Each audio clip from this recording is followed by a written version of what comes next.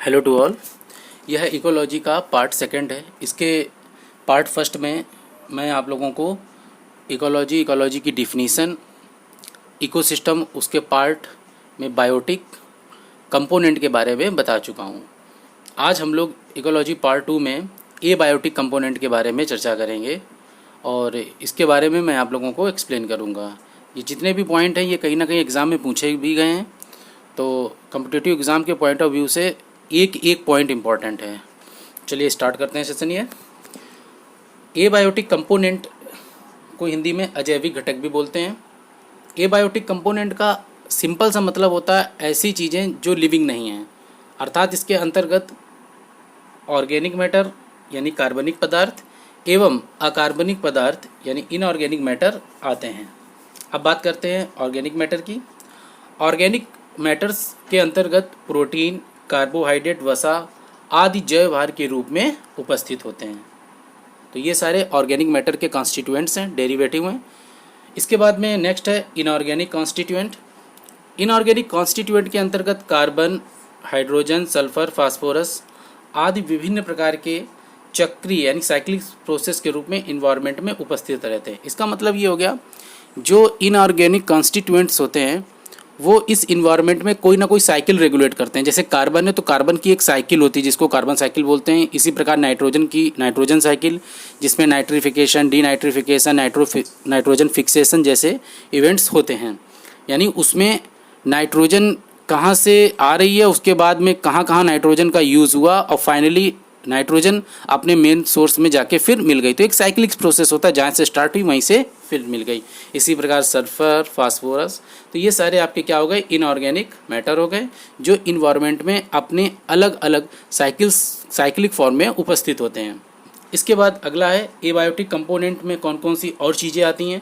तो abiotic component में सारी फिजिकल इन्वायरमेंटल कंडीशंस से संबंधित फैक्टर को सम्मिलित किया जाता है, जैसे ह्यूमिडिटी, टेम्परेचर, सनलाइट, रेन आदि।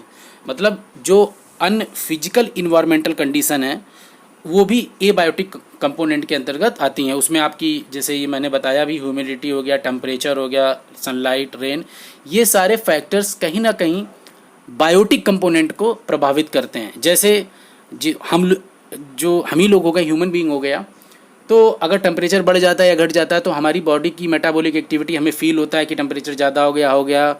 ठीक, रेन अगर ज़्यादा हो जाए, कम हो जाए, तो उससे जो बायोटिक कंपोनेंट है, तो इसी का जो म्यूचुअल इंटरेक्शन है यही इकोसिस्टम है। इसी के बारे में यहाँ पर चर्चा की जा रही है और उसमें जो बायोटिक और एबायोटिक कॉन्स्टिट्यूएंट्स हैं उनके बारे में मैं आपको बता रहा हूँ। तो आशा है ये आपको समझ में आ गया होगा।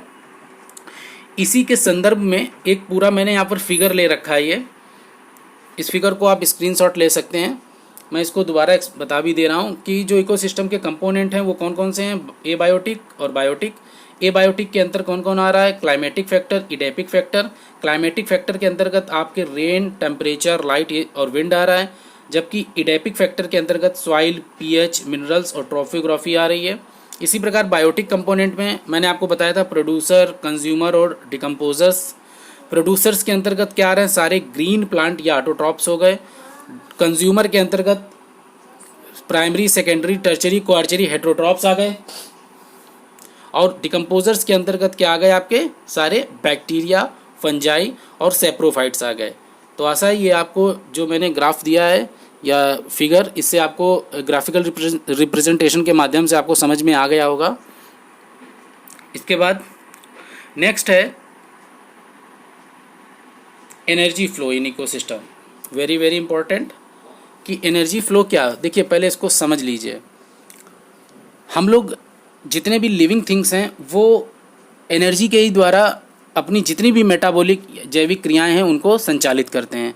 अगर उनको एनर्जी नहीं मिलेगी किसी भी अवस्था में तो वो अपनी मेटाबॉलिक एक्टिविटी या जो भी कार्यकलाप कर रहे हैं वो संभव नहीं है। तो इसी को एनर्जी फ्लो बोलते हैं कि एनर्जी कहाँ से कहाँ ट्रांसफ़र हो रही है। तो उसी के बारे में है ये टॉपिक। एनर्जी फ्लो में जो पहला पॉइंट है कि इकोसिस्टम में ऊर्जा का प्रमुख सोर्स क्या है, सनलाइट है। यानी जो हरे पौधे होते हैं वो सूर्य के प्रकाश के द्वारा ही तो अपने भोजन का निर्माण करते हैं। हरे पौधे इस सूर्य का प्रकाश का प्रयोग करके भोजन निर्माण करते हैं, जिसके परिणाम स्वरूप उनमें एनर्जी स्टोर होती है किस रूप में? फूड फॉर्म में स्टोर हो जाती है। और ये स्टोर एनर्जी विभिन्न स्तर अर्थात उत्पादक, उपभोक्ता एवं अपघटनकर्ता यानी प्रोड्यूसर, कंज्यूमर और डिकम्पोजर तक पहुंचती है। यानी ये एनर्जी क्रमिक रूप से सबसे पहले कहाँ गई? प्रोड्यूसर, देन उसके बाद कंज्यूमर, देन उसके बाद डिकम्पोजर। इस प्रकार ऊर्जा का प्रवाह क्रमिक रूप से हर चरण में होता है और इसी प्रक्रिया को एनर्जी फ्लो कहते हैं। आशा है समझ में आ गया होगा आप लोगों को। बेटा एक बात है, अगर कोई भी टॉपिक आपको समझ में ना आए तो कमेंट कीजिएगा, उसको मैं पूरी तरीके से नेक्स्ट वीडियो में समझाने का प्रयास करूँगा। तो ये इसको बोलते हैं एनर्जी फ्लो। एक चीज़ नोट कर लीजिएगा, एनर्जी फ्लो यूनी डायरेक्शनल होता है, मतलब एक ही डायरेक्शन में होता है, ऐसा नहीं कि एनर्जी बैक हो जाएगी। ठीक, वो एक चक्रीय प्रोसेस है। तो एनर्जी फ्लो प्रोड्यूसर से कंज्यूमर, कंज्यूमर से डिकम्पोजर्स। इसके बाद अगला है, इकोसिस्टम में ऊर्जा का प्रवाह यूनी डायरेक्शनल होता है, मैंने अभी आपको बताया। फिर है नेक्स्ट, एनर्जी फ्लो का सही प्रक्रम उत्पादक, शाकाहारी, मांसाहारी, अपघटक यानी प्रोड्यूसर, हर्बीवोरस, कंज्यूमर और डिकम्पोजर्स में होता है। इकोसिस्टम में खाद्य स्तर यानी फूड लेवल को क्या बोलते हैं? ट्रॉपिक लेवल बोलते हैं। ये बहुत इंपॉर्टेंट पॉइंट है, कई बार पूछा भी गया, what is the meaning of the पोषक स्तर यानी ट्रॉपिक लेवल। तो इकोसिस्टम में जो फूड लेवल होते हैं उन्हीं को हम लोग क्या बोल देते हैं? ट्रॉपिक लेवल बोल देते हैं। यहाँ मैंने फिगर के द्वारा बताया भी है, इसे आप देख सकते हैं कि जैसे सन हो गया, सन से एनर्जी कहाँ पर पहुँची? प्रोड्यूसर, प्रोड्यूसर से कहाँ ट्रांसफ़र हुई? कंज्यूमर, कंज्यूमर से कहाँ ट्रांसफ़र हुई? डिकम्पोज़र, और डिकम्पोज़र से फाइनली कहाँ पहुँच गई? ब्रेक होके इनऑर्गेनिक न्यूट्रिएंट्स पूल में। और इनऑर्गेनिक न्यूट्रिएंट्स पूल से यानी वो भी जो भी इनऑर्गेनिक कॉन्स्टिट्यूएंट थे उनको प्रोड्यूसर ने यूज़ किया सनलाइट की प्रेजेंस में। तो इस प्रकार ये एक साइक्लिक प्रोसेस हो जाता है और इसी प्रकार एनर्जी का जो ट्रांसफ़र है वो होता रहता है। अगला है फूड चेन, वेरी इंपॉर्टेंट। ये एग्ज़ाम में कई बार इसकी डिफिनीसन पूछी जाती है। फूड चेन का मतलब सिंपल सा हो गया, जो producer, primary consumer, secondary consumer और टर्सरी कंज्यूमर और डिकम्पोज़र, हर क्रमिक रूप से जो खाद्य स्तर होते हैं जो एक दूसरे पर निर्भर रहते हैं, उसका एक सीक्वेंशियल प्रोसेस होता है, उसी को हम लोग क्या बोल देते हैं? Food chain.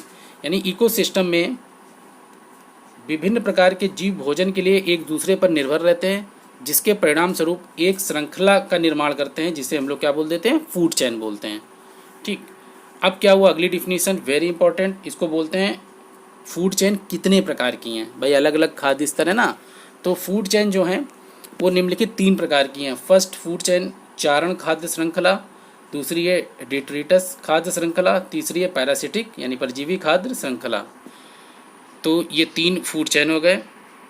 आशा है मेरा वीडियो आप लोगों को ये अच्छा लगा होगा। ये इकोसिस्टम का मेरा यानी इकोलॉजी का ये दूसरा पार्ट था। इसके बाद अगला पार्ट 3 होगा। ऐसे ही मैं कम टाइम के शॉर्ट वीडियो बनाता रहता हूँ, जिससे आप लोगों को पढ़ने में मन भी लगे। अगर मेरा ये वीडियो आपको अच्छा लग रहा है तो प्लीज़ इसको शेयर कीजिएगा, सब्सक्राइब कीजिएगा मेरे चैनल को।